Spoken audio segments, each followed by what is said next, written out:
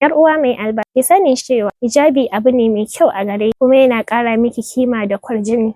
sannan kuma yana ƙara miki kyau a duk lokacin da kika sanya sa, saboda ya ɓoye miki wani ɓangarori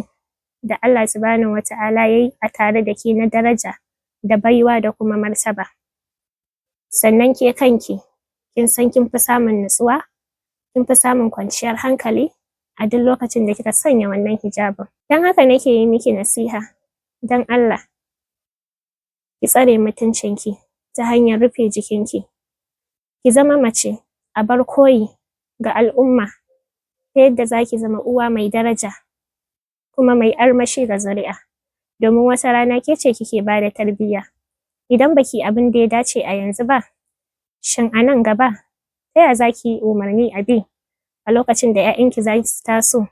Idan bidiyon ki kika saki wa'inda basu dace ba za su gani, ko kuma wasu su nuna musu, kin ga kenan idan sun kwaikwaye ki sun yi, a lokacin zaki ji ciwo da ɗaci a matsayin cewa kin zamanto uwa, ko kuma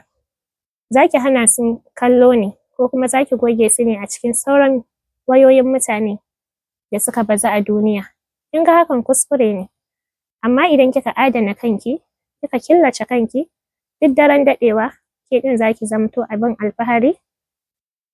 ga sauran al'umma baki ɗaya.